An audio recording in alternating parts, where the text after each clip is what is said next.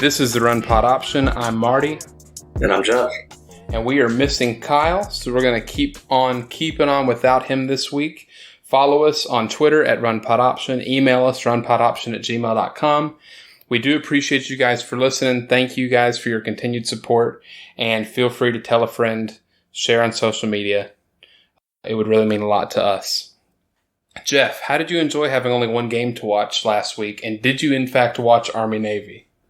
I was out, but I was able to watch it. We were at a brewery with some friends. Yeah, I didn't catch a whole lot of it. What about you?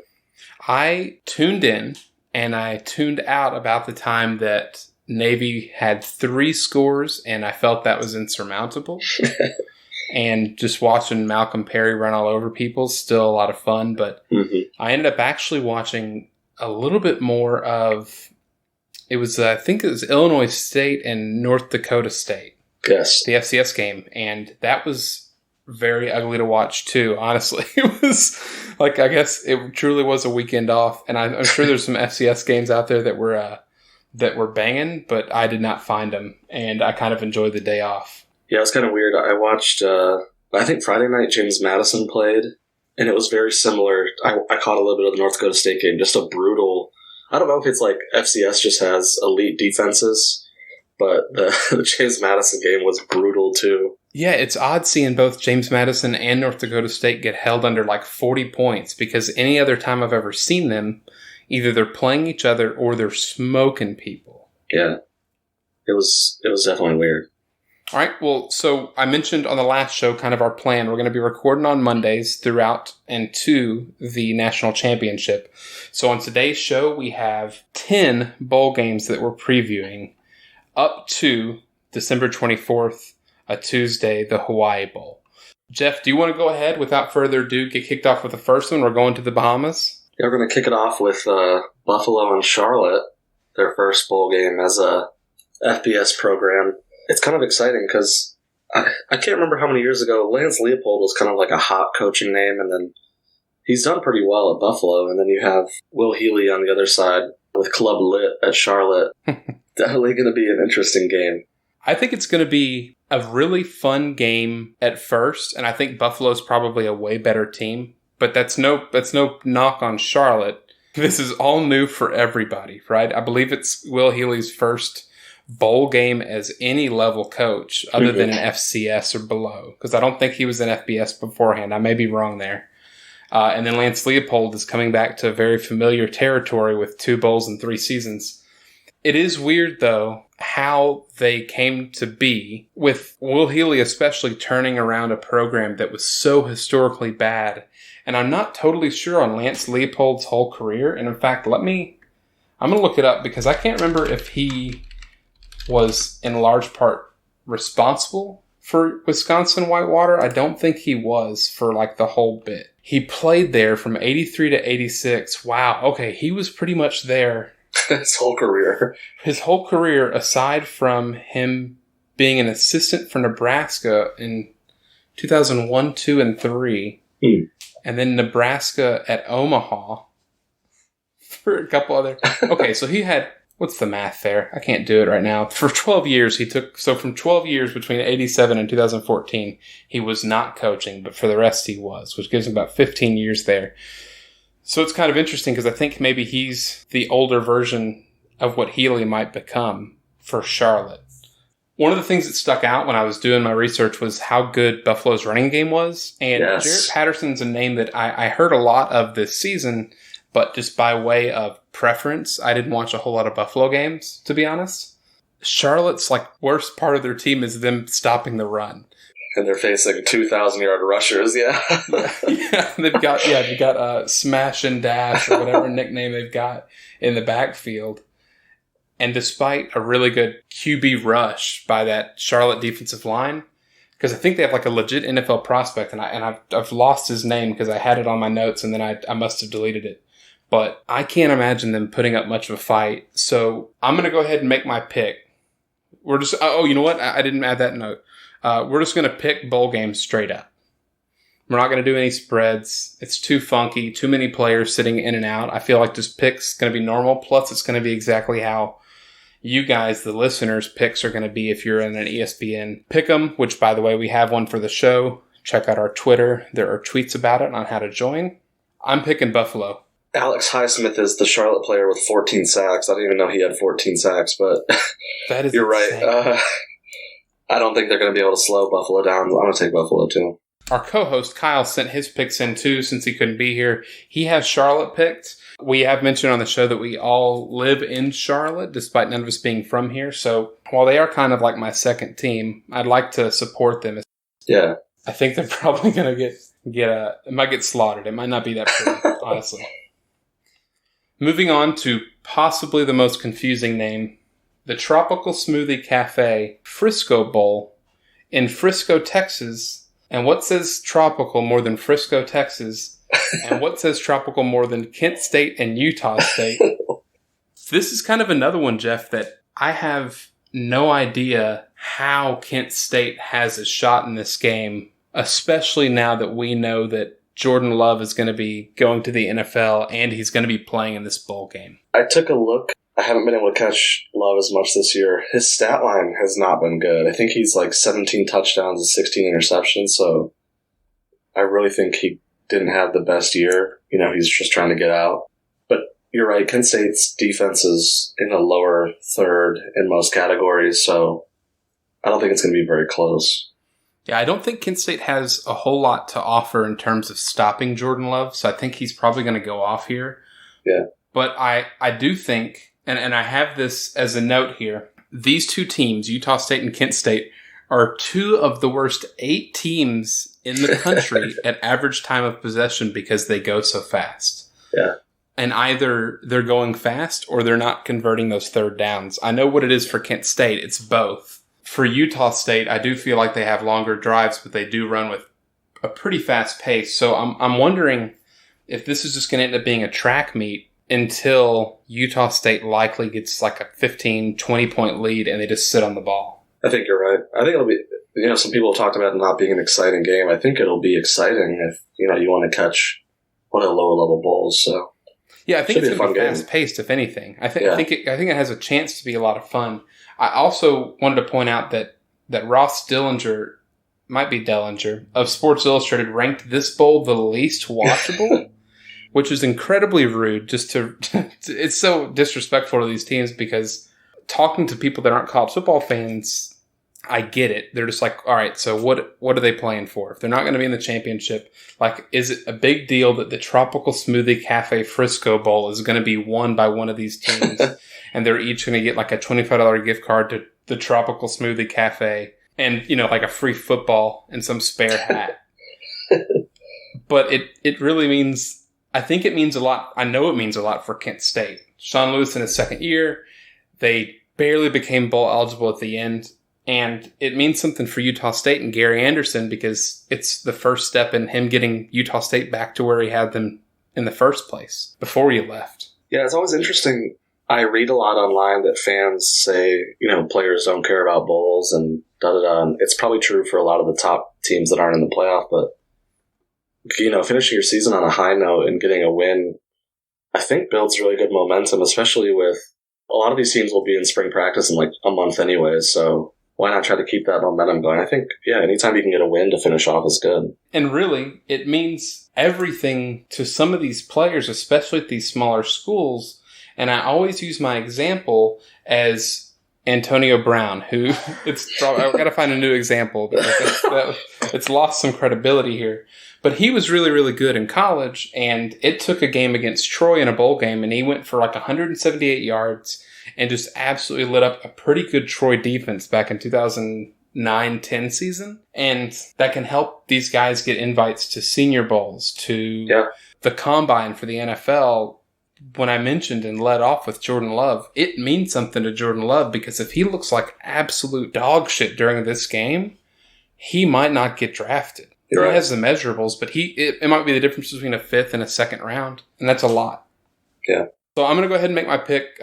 First, Kyle, he picked Utah State straight up. I'm going to do the same. I think Kent State's had a really good year.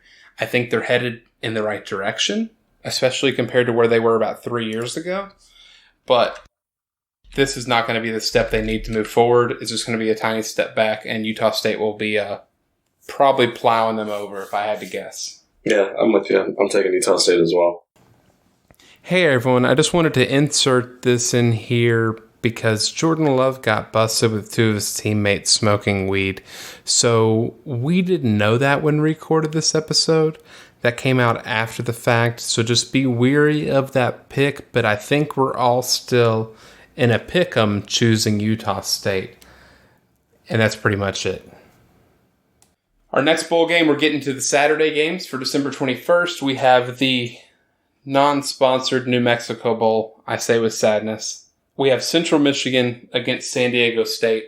And if we want to talk about what's probably going to be an ugly game, this one's probably it. But I'm going to give everyone a reason to check this out. If you want to see what an elite level defense looks like, in which you don't know any of their names, San Diego State is the team to watch. They rank 2nd in the nation against the run, 4th in scoring defense, 5th in total defense, and it's the Rocky Long special. The 3-3-5, yeah. Yeah, the 3-3-5, and just a bunch of walk-ons, presumably, and on the offensive side, other than your running back. And this year, they don't even have that. And they also have former Michigan coach Brady Hoke on their staff, which is crazy. Is he back there? I had no idea. Yeah, there's a really great article about him. I can't remember if it was on The Athletic or what. It's basically detailing how much he's been paid over the last 5 years because he got fired from Michigan, got paid a buyout. He got fired from Oregon and got paid a buyout. And he got fired from Tennessee and the Panthers and got a big buyout. So it was basically about how he's getting paid a ton of money just to coach defensive line at San Diego. Was the Oregon gig purely because of the coaching change that he got let go? Yeah. Well, their defense was dreadful, but yeah, they paid out the rest of his contract. I mean, it's weird to say, but sometimes you're, like, just because you have the biggest sword doesn't mean you're the most deadly. You know, like someone with a small knife that knows what they're doing. And I think that's maybe Brady Hoke's home is in that lower level. Yeah. And it's not with a huge budget. It's making things happen out of scraps. Yeah. And I think, you talked about it. Their defense has been elite. And in a 3-3-5, those defensive linemen aren't there to necessarily pass rush. They're there to occupy space. So it's a perfect fit for him. Yeah, and they're second against the run, despite having a 6-man front, which means either their safeties are doing work or they've got some fantastic bodies up front. It is a little funny that they are a 3-3-5 and they're facing the Chippewas, who are a pretty one-dimensional team in terms of passing. We saw what Miami of Ohio did to them. The Central Michigan team, for as talented as they are, and they're a great story this year in terms of just bouncing back from that awful 1-11 season. When they get pressed up against the wall, like they will in this game, I'm not sure there's anything they can do. And their best bet is that it's raining, and they can hopefully catch one of those players that slipped on defense to score. Yeah, because they're going to, that undersized front is going to be up in their business trying to slow down the run, so you're absolutely right. Do you want to point out that turnover stat that I had in there in the note? Because I think it's extremely funny, and also how out of hand, it's an indicator of how out of hand this game might be. The fact that Central Michigan is 124th in the country in giveaways, and San Diego State has only lost 7 turnovers the entire year. So literally at the opposite end of the turnover spectrum. I've got Central Michigan winning, so does Kyle, and who do you got, Jeff? I have San Diego State in a grudge match. Oh, God. I have San Diego State, too. I don't know why. I read his, and it got me all messed up. Okay. So, and you know what? And I should point out, for anybody that's following along, I've been awful on these picks in the last 3 weeks. And Kyle's been actually really, really good. And the distance between him and I for second place is now 1 game. It's a 1-game difference. I have a 1-game lead. And if he passes me, I will be upset because I had it in the bag. I had second place secure. Kyle was far away, so I was playing fast and loose with it. Just let it slip away. The FBC Mortgage Cure Bowl, Liberty, Georgia Southern. Will Hugh Freeze be walking the sidelines? We don't know. but I hope he's in a mech suit like we alluded to earlier this season. He's going to get a great deal on his mortgage, I can tell you that. Yep. So Georgia Southern had a great season, especially with the win over App State, their most hated rival. But they're a triple option team running out of the shotgun. They're kind of doing what Kentucky's been doing since Lynn Bowden has been taken over for quarterback. Mm-hmm. But they're not as explosive. Liberty, I watched 2 games of theirs. It was against Syracuse and against Rutgers. Apparently, I only watch Liberty when they play someone from like the upper Northeast. But they showed a lot in the Rutgers game. I think they scored 34, if I remember correctly.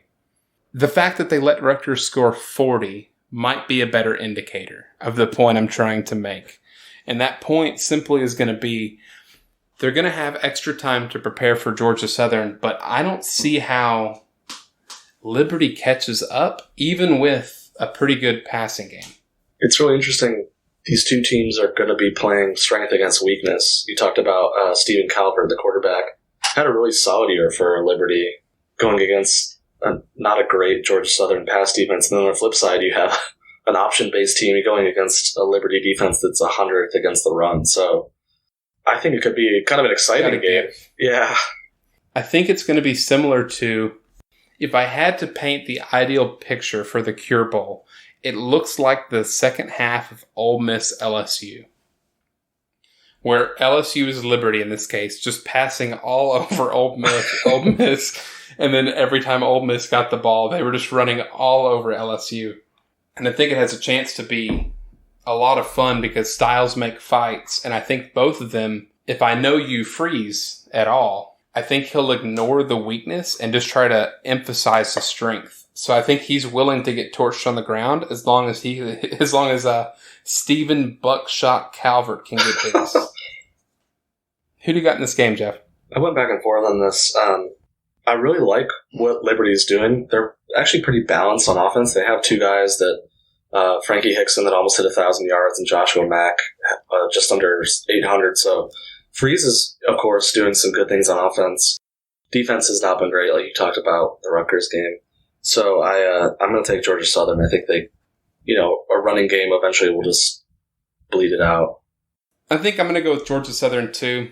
If we were picking the spread, which is Georgia Southern by 5 points, I think I'd probably pick Liberty to cover because I do think it's going to be probably an up and down game, if only because I think that Liberty is going to find themselves behind and Georgia Southern controlling that time of possession will make them more exciting offensively. Just chucking the ball up to Antonio Gandy Golden, who's their receiver that is an absolute monster out there. So keep an eye out for him. And Kyle has picked Liberty. In fact, he actually sent it to me as Hugh Freeze. He didn't pick the school, he picked the coach. Go with Freeze. Which is probably not a bad one. The game that probably would have been the choice game of this whole week that we're previewing had Lane Kiffin not gotten hired by Ole Miss. SMU and Florida Atlantic, the Cherry Bundy Boca Raton Bowl in Boca Raton, Florida. It's a home game for Florida Atlantic. I've read a lot of stuff as I was preparing for this, and I guess being an SMU fan, you don't often hear people talking about SMU, other than people that are already covering the team, right? And I read on 3 different websites that the worry here about SMU showing up is, they might be kind of like the old SEC in the lower bowl argument. It's like, do they really want to be here? They were 9. They had a chance to go to the Cotton Bowl, and they only ended up 10-2. They might be upset about this one, and I think that's it's garbage. It's a garbage opinion, especially. Again, like we mentioned on the Kent State-Utah State game, these bowl games mean a lot to these players. Mm-hmm. I think if Willie Taggart coaches this game, which congratulations, Taggart, on getting another coaching job. South Florida wouldn't take you back, but you ended up in a better gig, I think. If Taggart doesn't coach and instead it's the leftovers from Florida Atlantic coaching, I think they have a chance to win. If Taggart comes in and tries to coach, it's going to go awful. And it's not an indictment on Taggart. It just happens. Is he really thinking about coming to coach the game? I don't know. The way this whole thing's gone, this coaching hire in the early signing period. I don't know what it looks like for most coaches, but Norvell's not going to go back to coach Memphis. So presumably he's going to be coaching at Florida State. Maybe not calling plays, but maybe coaching. And that's what I don't know what's going to happen. Florida Atlantic coming off a 6-game win streak that includes an absolute crucifixion of UAB in their championship game. The interesting stat I had about Florida Atlantic, they'd never lost a bowl game, which I was surprised to find out, even though they've only been to 4. So they're looking to go 5-0, and this is going to be the first bowl game for Sonny Dykes since his first couple of weeks on the job at SMU when he took over for Chad Morris. They played in the DXL Frisco Bowl, and they got absolutely dominated. So I think he's ready to kind of show off what he's capable of and what his team's capable of. I'm really interested to see, it's always when you talked about SMU feeling let down or, not bringing their A game. What is FAU going to look like? Kiffin's gone. Like he talked about, they ended the year on a really great streak, and they actually were really ascending. I was impressed with the job Kiffin and co did. So depends how much of the staff is still there. It being a home game, I think will help, but I still think SMU is too potent. They're going to come in and put up a lot of points and win. The one coach that did leave, and I think his last name was Letty. No, that's not true. He took him from UCF. I believe the quarterback coach at Florida Atlantic is no longer there. That was on Kiffin's staff. And Chris Robinson, their quarterback, has had a pretty great season, but I'm wondering if that has any effect too. The same way that I would maybe be worried about SMU had Lashley left to take another offensive coordinator job or something like that. Mm-hmm. So yeah, I'm kind of curious how Florida Atlantic manages the game. Do they stick with that really multi-headed running game they have, where they've got 3 or 4 guys they can rotate in and out? SMU, can they stop those 3 or 4 guys because they're known to give up the big play in the running game? Yeah. I would take the over, which is set at 70.5 points. Kyle has SMU. I'm going to go ahead and pick my ponies too. Jeff, who do you have? SMU. We're riding that train. Jeff and I all have the same picks. It doesn't matter. We're just trying to help you guys out, and y'all's bowl picking too. We're just trying to beat Kyle, really. That's the main. That's honest to God. It's protecting the second place is what we're doing. And either Jeff's going to go down with me, or there's going to be some way that Kyle's going to pass all of us. It's going to blow my mind. It's going to be the best story of the year. A true comeback story. We have the Camellia Bowl, Florida International, Arkansas State. They're meeting in the middle in Montgomery, Alabama. I have no idea what to expect out of this game because Florida International has been so good and then so bad this season, and Arkansas State can fill that same exact description. My heart says Arkansas State here. Can you give me a reason that Florida International would win this game? I mean, you look at the teams; they're almost identical. They both. I love these kind of stats. Their point per game averages are both less than they score less than they give up, which is crazy. Florida International has a better defense. I guess if you're being honest, about 27 points a game. Arkansas State's giving up almost 35. So if that would be it, they might be able to slow them down a little more. But you're right. They're both really close. I do think it's interesting. For me, Arkansas State is so bad against the run. One of the worst teams in the country. They rank 122nd.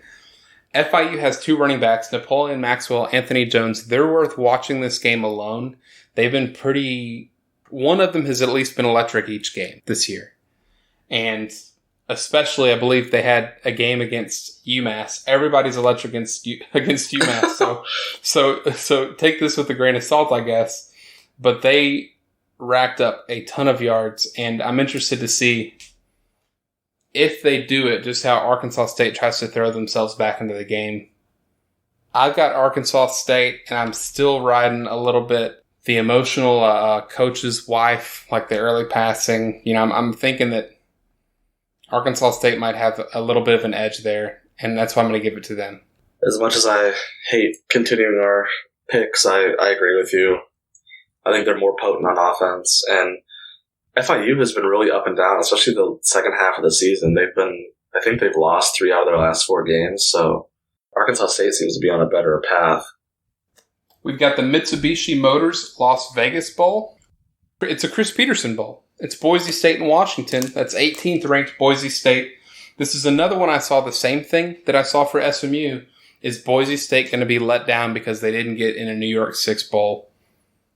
And I think anybody that writes that must not have been watching college football for the last 15 years because this is the game that Boise State lives for every bowl season to knock off a Power 5 opponent. Yeah, and to finish the season with a chance at 13 wins, I agree. One interesting point, Boise State did just lose their offensive coordinator to Arizona State. I don't know if you caught that. I did not catch that. Yeah, so they'll probably have, quarterback's coach or someone filling in. Yeah, a chance to go beat Washington. I think Washington will be stingy, but Boise State is a better team, and I don't think they're going to be let down, so I'm going to take Boise State. Yeah, I think the interesting thing, the deciding point here for me is going to be whether Hank Bachmeier plays or whether Jalen Henderson plays, because Boise State's had such a issue keeping their quarterbacks healthy.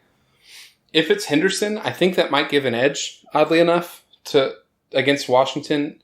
I do think Washington keeps it incredibly close. They have all season. 4 of their 5 losses are by 6 points or fewer. An interesting point, Washington was the worst team in the Pac-12 on their third down completion percentage. And Boise State has about a middle-of-the-road defense on the same situation. So I think that's going to be really key here is it's not going to be Eason going deep because I don't know if it's going to be there for him.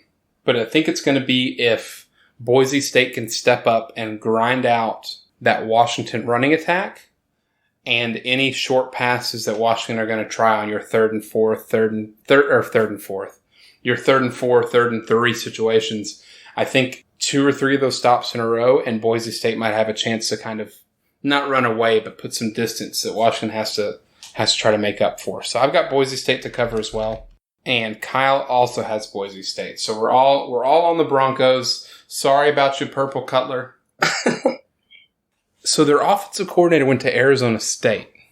Yeah, I think just announced her. I do wonder if that also gives them an edge because more than likely whoever that offensive coordinator was had some kind of ties down that Chris Peterson tree. And I'm wondering if a new face is going to maybe give them kind of an edge somewhere. Yeah, if they open it up or if they switch things up, I think you're right. I was really surprised that Harsin didn't get mentioned for more jobs, and the only thing I can think is that he's comfortable where he's at. He's had, how many years has he been there now? His record is top notch. He's continued the tradition of Boise State being really strong. I'm kind of surprised too. This has been a weird year for coaching changes, but we'll touch on that more. No, for sure. Yeah, I agree. And yeah, he's been there this is his 6th season. Wow. He's had 12 wins, 9 wins, 10 wins, 11 wins, 10 wins, 12 wins. It's impressive. It's impressive, and I think the other part of it is Chris Peterson being successful kind of shows to me, if I'm an athletic director at, say, Indiana didn't have even back when Minnesota was hiring PJ Fleck, it feels like this would have been the kind of coach I wanted, or Arkansas, or Mizzou especially. Mizzou kind of being away from the rest of their conference geographically and being able to use what he has in the West Coast ties, I feel like could have been an edge for him. Not that Eli Drinkwitz wasn't deserving, but yeah, just interesting, I thought. Next, we have the R&L Carriers New Orleans Bowl. We've got Appalachian State. We've got the University of Alabama, Birmingham, UAB. It's in New Orleans. This thing kicks off at 9 p.m. Oh, yeah.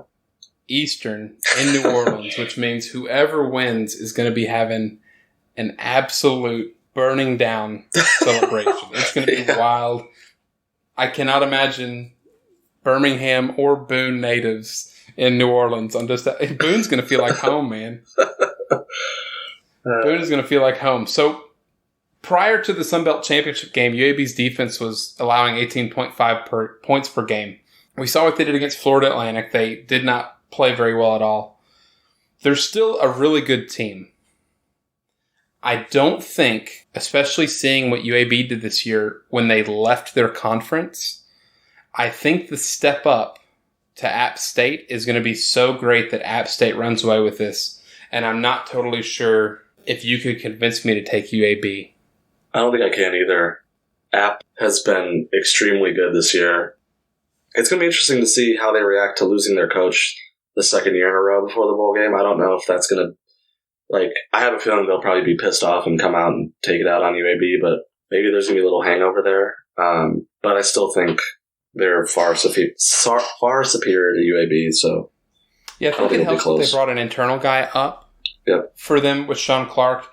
And I think, like you mentioned, this is not going to be unfamiliar territory. They won last year in the same bowl against Middle Tennessee State right after they lost their head coach to Louisville. Yep. And all of that tied in with your points when you went to the App State, when you went to the App State Louisiana game, mentioning just how ingrained, and we talked about how that program is just kind of set up to take the helm for a new coach. I think Sean Clark, unless he tries to reinvent the wheel there, I can't imagine App State slowing down. And they're 16.5-point favorites, which for a bowl game just seems wild. And it's also why I think that these bowl tie-ins are just so unnecessary. Yeah, they need to go. I don't know how you can have a 12-1 team that's really playing extremely well, playing in New Orleans the second year in a row against a UAB team that's not bad, but, they're not in the same league. So it's really disappointing because I don't like to see App against a higher quality team, maybe even a P5 team. I think so too. And I think that inherently is my issue with a lot of these bowl games. SMU is a good example. I would have liked to see SMU and Florida Atlantic take on Tennessee, Indiana. Yeah. If nothing else, purely because those schools presented with the argument of, UCF couldn't win 5 games in the SEC or whatever it might be. Those silly arguments that are held against G5 schools. Mm-hmm. If SMU went in there and just floored Tennessee, it does something for recruiting too, because you've just beaten Tennessee, like the Tennessee historically, and that's really great.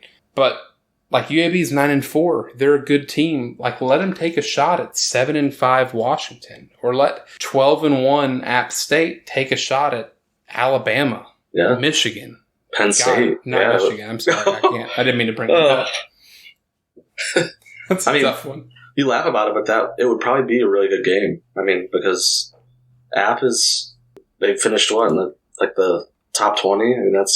They're a quality program. So yeah, you're absolutely right. Yeah, and I do think if not that, then let's just do a G5 playoff and call it something. Let's have App State. Let's have Memphis. Let's have Boise State. There's a team I'm forgetting in there. Hell, make it Florida Atlantic since they won their conference. Yeah, and just you never know. Then UAB. I think I messed up a team. Anyways, just let's do something. Let's go. We're switching on to. We're going to cover these next two. We have Monday, December 23rd, the Bad Boy Mowers Gasparilla Bowl. Yes. UCF, Marshall, Doc Holliday, baby. He's never lost a bowl game that he's taken Marshall to. Do you know if he's got a shot against UCF? Because UCF are favored 17.5 points.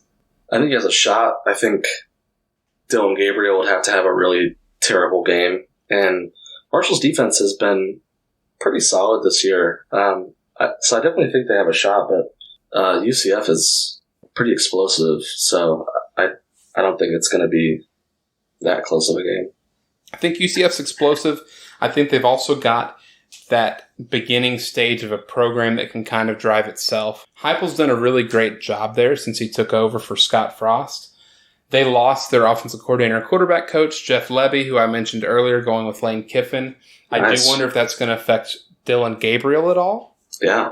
But Dylan Gabriel also has some insane receivers to throw it up to, so it's not like he has to even be that good, I don't think.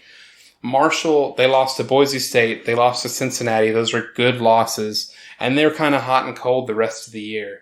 They hammered. I don't think they even hammered. I think it was actually, let me, before I step out of line here. Back when Florida Atlantic was at a lower point this season, so that should be maybe take them with a grain of salt. They beat Florida Atlantic 36-31. So that's one of the only games they've really been able to flash their offense.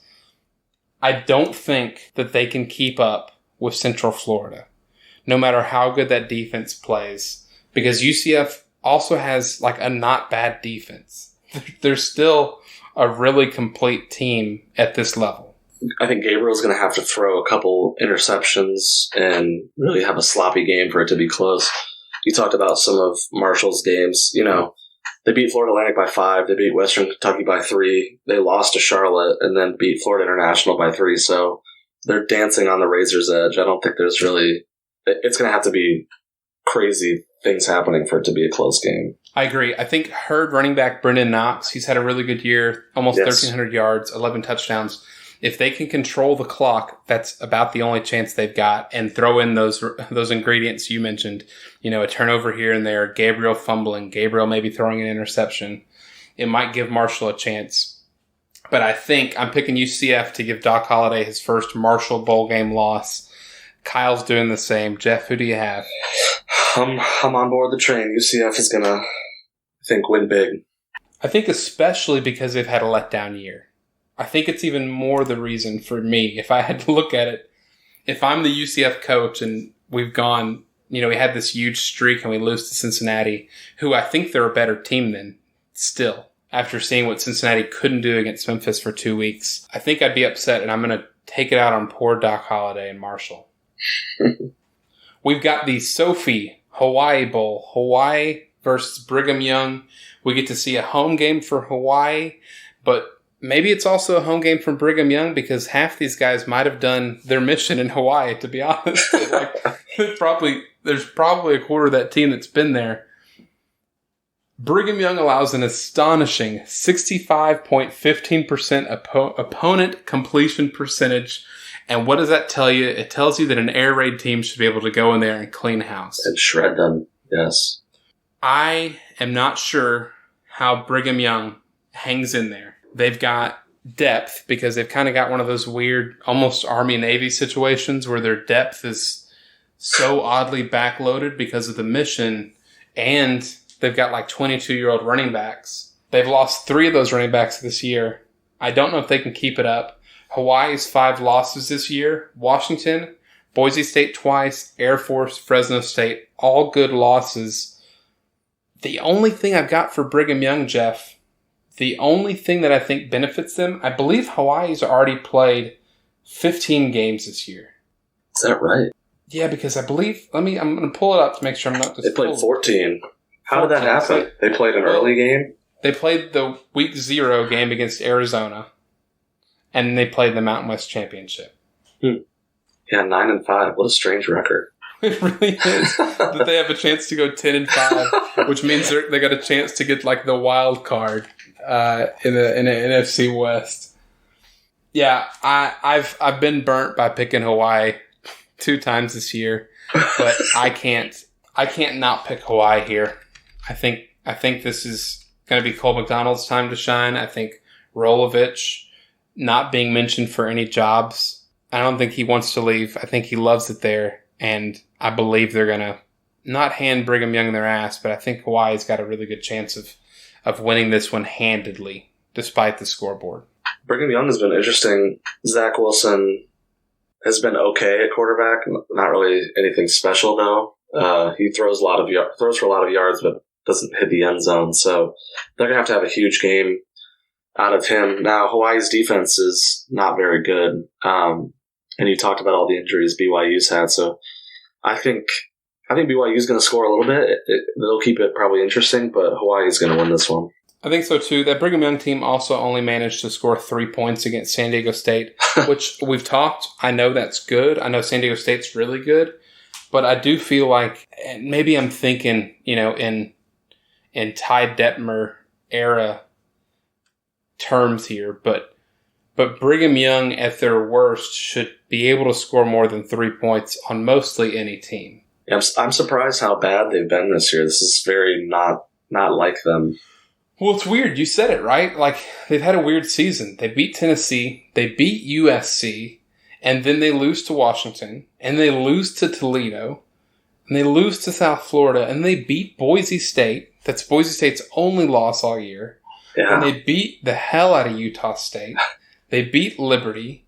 They beat the hell out of Idaho State. They beat the hell out of UMass. And then they put up 3 points against San Diego State. Their point total, their last 5 games, 42, 31, 42, 56, and 3. And Hawaii, it's probably going to look closer to the 30s, but I think that Hawaii can also put up 40. So yeah, I've got Hawaii. I believe I heard you say you've got Hawaii as well. Yep. And Kyle is on Hawaii too. Last few picks, we've been just across the board. And then the last one, I don't want to spend too much time on it because honestly, I'd be speaking out of ignorance. I haven't watched these teams all year. We have the Celebration Bowl. We have the MEAC champion, North Carolina A&T. We have the SWAC champion, Alcorn State. The only reason North Carolina A&T are in this game is because Florida A&M has a postseason ban. Florida A&M actually won the conference, which I thought was funny. But I think North Carolina A&T have been in this game for 4 years straight, I believe now. Yep. So for that reason, I'm going to take North Carolina A&T. I am on board with you. They've won the last 2, I think. So I see them continuing that this year. Excellent. So guys, I hope y'all have y'all's bowls picked. We do wish you joined the Run Pod Option Bowl Pick'em. You can find that on the Twitter again at Run Pod Option. Before we get out of here, Jeff, who the hell did Arkansas hire as their head coach? They hired a guy who no longer has Georgia's bankroll stuffing his pockets. Yeah, so Sam Pittman is the former Georgia offensive line coach. He was also the Arkansas offensive line coach with Brett Bielema. And that was during Brett Bielema's good years. So I think I know Arkansas seems excited. What's telling to me is that Georgia fans are horrified that they're not going to have him anymore. That tells me a little bit more. They named Barry Odom their defensive coordinator, and he's a bang-up defensive coordinator. So I'm kind of excited to see where Arkansas is going and what I think is going to be the exact opposite of how Lane Kiffin is going to try to build Ole Miss. Like from a program, from a scheme, from like that complete perspective, they're going to be 2 totally different programs. And I'm kind of excited for both of them. It'll be interesting to see who Pittman, did he announce his offensive coordinator hire yet, or is that not filled? The last post I see here is that he shares the updated timeline for his offensive coordinator hire. So I don't believe he's made the hire yet. Which tells me that it's probably somebody that's in a bowl game. Yeah. It'll be really interesting to see which direction he goes because he obviously came from more of a pro-style background, with Bielema. And did he coach at Tennessee or am I thinking of someone else? Maybe I'm thinking of Chaney. Does he go the Georgia route? Because I know a lot of Georgia fans have not been pleased with the output there. And Pittman's known for his big offensive line, so that kind of seems to be the natural path. Or does he decide to go more of the spread route since that's where most teams are? It'll be really fascinating to see which way he goes. Well, Whole Hog Sports reports that toughness is key to Pittman's plans. So I think it's probably the pro style that we're going to end up seeing. Yeah. And I don't think that's going to be totally bad. And I listened to an interview today with the new USF coach, Jeff Scott from Clemson. And he mentioned how he got asked about, what kind of defense, what kind of offense do you want to do? And he brought up his defenses being multiple, but most importantly on his offense, he said nothing's really off the table. He said there is some pro-style stuff he wants to put into his game plan, but he emphasized when he said it, if I'm remembering this correctly, that it's less about what scheme you're running offensively, but how you execute and what pace you run with. And he used Clemson as an example of using good pace despite the formation, that really is what can set apart a team. So if I'm Sam Pittman and I know that I'm a great offensive line coach, pro style, it might work in the SEC East. I don't know if it's going to totally work in the West, but if you add some pace in there, if you get someone that's some like a single back offensive specialist, something that's kind of funky. And I'll use Sean McVay as an example. He loves the single back more than he does shotgun. I think a single back pro style offense can still work. I just don't know how it would without some kind of pace offensively. Yeah, I mean, there's not many teams anymore that who still tries to win the time of possession. I mean, Harbaugh finally gave it up. I think Kirby Smart is the last soldier on that train. Every team is now trying to play with pace, and if they're not, running tempo the entire time, they're at least adding it into their offense. So I think that's a great point. And that's a smart way to do it. I mean, because pro-style offenses are so hard to scheme against because of, how they're set up and the blocking schemes and stuff. But if you add pace, I think that's going to add a nice dimension to it if you can get everything else right. Because even when Andrew Luck was with Stanford, there was a little bit of pace to their game. Like, it wasn't all incredibly slow. And I think you brought up a really good point in that if they run it like Georgia, I think it's destined for failure. And it's not indictment on Sam Pittman. I think it's the fact of where we're at. And someone used an example. It was either Auburn and LSU and Alabama, or Alabama and Auburn. I can't remember. But it was the number of players drafted in the first and second round by those teams this decade. And all it was just like linebacker, defensive lineman, linebacker. Like, it was almost the entire front seven for both schools were getting drafted every year. And to counter that, you don't run into it. Like, it's just not going to go. It's not going to happen. With pace, maybe, but you've got to spread the ball out or at least be willing to pass, whether it's to tight ends, whether it's to the 3 tight ends you have out there, whatever your formation is. I hope that Pittman makes a hire that is able to take advantage of the second and third level of defenses, because even if your offensive linemen are just cruising, running into just a war machine of a defense, most years Alabama, most years LSU, all years Auburn, and A&M now too, getting there. Defensively, you just can't. I am curious. I'm excited to see who his offensive hire is, just to kind of see what the rest of that division is going to look like going into next year. Jeff Tedford's stepping down at Fresno State. Did you see that? Was it health related? I think so. That's what it read like. And that's really disappointing because he had a nice kind of gig going there. I agree. Yeah, it's disappointing. I hope someone can take advantage of it, and I'm kind of half hoping that. I think they have made a hire. Maybe Cal's offensive coordinator or defensive coordinator, Bo Baldwin. That's coming up for some reason. So I see from 6 hours ago that Kalen DeBoer is the favorite to be the coach from Indiana. Yeah, and I'm kind of a little bit, man. Who is the? You know what? I'm going to look it up. Let me see. I kind of would like to see if they take a chance on Jay Hill, who is the Weber State head coach. And he's a younger dude. He's from Utah, but he's still got the West Coast bit in him. I'd be kind of interested to see if he got anything. And I'm forgetting what the other... Doing this on the fly here. There's another school that I've just went brain dead on. Oh my God. I'm trying to look up the University of San Diego's college head coach, and it keeps giving me Chargers mess. Because I want to say it was... It's not the Toros, is it? It is the Toros. Dale Lindsey. Oh my God. Never mind. Don't get Dale Lindsey. Don't, he looks rough. Yeah, don't Google Dale Lindsey. That's a bummer, man.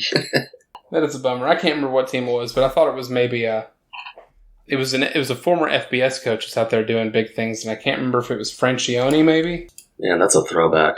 Definitely not him. Yeah, I don't know. I hope Fresno State can find somebody, because eventually Rocky Long's going to be gone from San Diego State too, and San Jose State seems to have found their guy, so it'd be just better for the Mountain West in general. But as we get closer and closer because we're just a few years removed from another big shakeup, whether it be conference realignment or TV deal money. Yep. I saw the Mountain West made a deal with Fox Sports today, moving from ESPN. So they're looking for more money too. Yeah, I hope Fresno State finds somebody. It's fun when they're good too. What, any other thoughts on the other coaches that have moved? I saw Colorado State has their dude, which was laughable. Yeah, I got stuck in the middle of what was a Twitter argument about the Colorado State job. And it was between the Walk On Red Shirts podcast, the guys that we mentioned last episode, and Airwolf, who is a University of Washington blogger and Twitter user who's a pretty great follow. He does a lot of analytics stuff too. So the hire that Colorado State made was Steve Addazio, and Urban Meyer was on that panel for interviews. So there's a little bit of a inside job kind of nepotism, cronyism bit, which was a good point by Airwolf that he was making.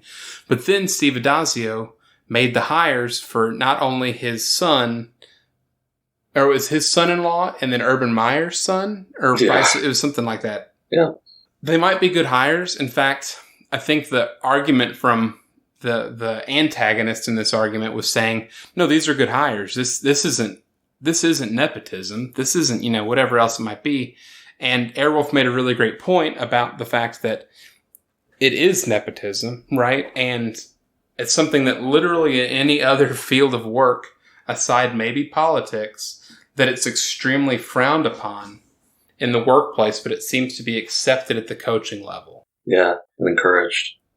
Yeah, and encouraged. I mean, Colorado State brought Urban Meyer in, hoping to get an Urban Meyer guy. So I get that. But to do that, and also the other point he made, the fact that a lot of these coaches end up being the highest paid worker in their states, paid by their state universities, kind of screams. It screams an ugly scream. I don't know how I worded that incorrectly. It just screams nepotism, cronyism, and it just feels weird. It feels icky. Agreed 100%. And I don't usually like to endorse Dan. I think not Wetzel. Who's the other one we always clown on? Pete Thamel. But he made a really great point that if you're a young up-and-coming coach, it has to be kind of, you have to be dismayed when you watch a guy like Addazio get fired. And I think he made a point about Boston College players literally cheering that he got fired. And then you're a young coach wanting to go, get the Colorado State job, and you see him just get plucked in over a lot of other good candidates. I think that's one frustrating side of the coaching fraternity doesn't get talked about enough is the cronyism that you talked about. Like, give someone else a shot. We know what Addazio is about. They're going to try to bleed teams out 17-14, and it's not going to be good. And the fact that he's never coached west of the Mississippi, no. Like ever. And why not you're in Colorado, you already know that it's going to be where you're in the Mountain West. You're going to probably struggle going east, so you've got to have a West Coast guy. All that aside, your point about a young coach, and even if it's not young, it's the reason why we cheer for the Lance Leopolds and the Will Healy's of the world, right? And the Willie Taggarts of the world, and the God, just name them. The Kleiman at Kansas State, because they came up, and it appears when they come up that way that the funnel is going appropriately, right? Like it's filtering out the bad, and if that bad wants to get back in, it has to earn its right. It has to push back up. It just doesn't land back on top like it's an infinity symbol just coming back around. So it does suck because Colorado State could have made a really cool hire, and who knows where that takes them. They're one of the two big schools in that state and have a chance to be really, really great as a program. And I don't think Addazio is the guy to get you there. All respect to Air Force, by the way. Yeah, it's a bummer. It's an ugly side of sports. There was a day where I wanted to be a college football. I wanted to be a football coach, period. And I was planning on starting at the high school level. And I had a good friend at the time who happened to also be a bar regular. And I don't think I've told this story on the podcast, but he used to work as an assistant coach with John Calipari. I can't remember which gig it was. It might have been Houston. It might have been back in Tennessee. I can't remember where he was at. But he worked as an assistant coach with me, and he talked about how just gross that guy was and how underhanded it was. And he mentioned it to me when I brought up that I wanted to be a coach, and he said, listen, Marty, you're, and this is going to be a surprise to some of you guys, you're a really nice dude, and you get eaten alive there, and you deserve better than that. So please don't become a coach, because it's just most of the time you're dealing with gross humans who have not a care in the world for anything but themselves. And it lets down their athletes. It lets down their assistant and fellow assistant coaches. Just stay away from it. And I believed him. Like, I'm taking his word for it. But when you just see it happen, especially at a job like Colorado State that I think is a cool job that I wanted to get a cool hire in, it is a kick in the nuts when Addazio gets hired. Like, truly. Just from a college football fan perspective. Yeah, so we'll see. We'll kind of see how he does. The other hire I wanted to touch on and really get your thoughts on, again, coming from the Urban Meyer, Ryan Daytree was Jeff Hafley at Boston College. What were your thoughts there? Hopefully it goes better than Rutgers did when they went to Ohio State and got a defensive coach. Yeah. I think it probably will. He's had so much success with those defensive backs that he was responsible for. I think that's going to reflect well. But I think Boston College might just turn into, I hope they don't turn into the Michigan States of the world. I hope that he brings an offensive coach that does something mildly innovative. And there's a whole Ivy League full of them that he can pluck them out too. So I'd like to see who he brings in offensively. Yeah. So pending. I think it's a good hire, but pending. Yeah.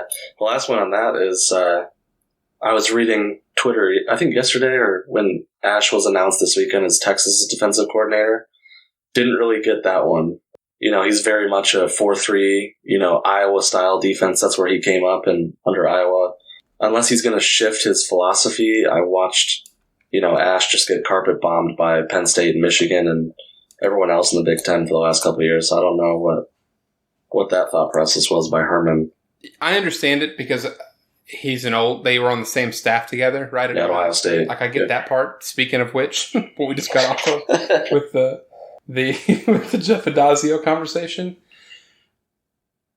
Running the 4-3 is just not going to work in the Big 12. No. It would have this year because this year the Big 12 was actually a really physical conference versus a normally very high flying conference. Mm-hmm. Yeah, it feels like another way to buy his time there. And that's I don't know who else I would have picked. He's got experience, but he's got some work to do because Texas has got a lot to do if they plan on being in the Big 12 title game. Not to mention on the offensive side, but definitely on the defensive side. I mean, both sides of the ball were not great this year. So yeah, I think it's probably a good hire for Herman, the familiarity. I don't think it's going to work out for Texas the way they hope it will. And it's probably going to be step one in him being gone in the next 2 years. If I had to put a prediction on it. It's a shame. It is, but you know what? I think I'm going to embrace Texas being above average to good and not great. Banner Society put out talking about the recruits that are coming out of this year, or that are signing this year, I'm sorry, and talked about what age they would have been when a certain program last won a national championship. And it would have been 3 or 4 years old for when Texas last won it. Would have been the age of these kids. And for USC, it would have been the year before, in 2004. So I think I'm okay with Texas being a middle of the road to somewhere at that 75% mark. If only A&M, Texas A&M, also stays at that same level. And all they've got is trash talk to one another. And eventually they're just going to... They're going to lean into it and say, listen, maybe 8 and 9 games a year is a good thing. Let's make sure one of them is the other school, and maybe it can possibly make something happen and getting that rivalry kicked back. Because the people want it. Because by God, Connecticut and Central Florida, the civil conflict, it's continuing. They scheduled this game for next year, I believe, and the year after. They're keeping that shit rivalry together, but we can't get A&M and Texas to schedule one another. Yeah, I don't know what. God, did my Texas come out of my accent when I started talking about it? A little bit. Like it did. Yeah. It slipped in. That happens. Well, I think that's going to do it for us. We should be recording next week on Monday. I believe, Jeff, correct me if I'm wrong, will that be early signing day already completed? Yes. By the time we record? Yeah, early signing day will be this Wednesday. So. Okay, cool. Then what we might do, depending on how many games are left for that next week to cover, we might knock through some of them a little bit quicker and cover a little bit of the early signing period, seeing where everybody kind of landed, how we feel, if anything that was surprising us. What was surprising? Chase Young staying in school, I guess. I don't know. No, that's crap. It's there's no way. No. There's no way. For me, that is going to be a goodbye. Once again, at RunPodOption on Twitter, runpodoption@gmail.com. Jeffrey, say goodbye. Goodbye, everyone. Have a great week. Great week, and enjoy your bowl games. Yes. Hi, my name's Joshua Tracy. And I am Corwin Heller. And we are the hosts of a statistics and sports podcast called Juicing the Numbers. We cover the NFL, college football, MLB, and the NHL with anything that we like to talk about in between. If you like sports and the numbers behind it, come check out our show, Juicing the Numbers, on iTunes, Spotify, Stitcher, wherever you find podcasts. Hit us up on Twitter at JuicingPod.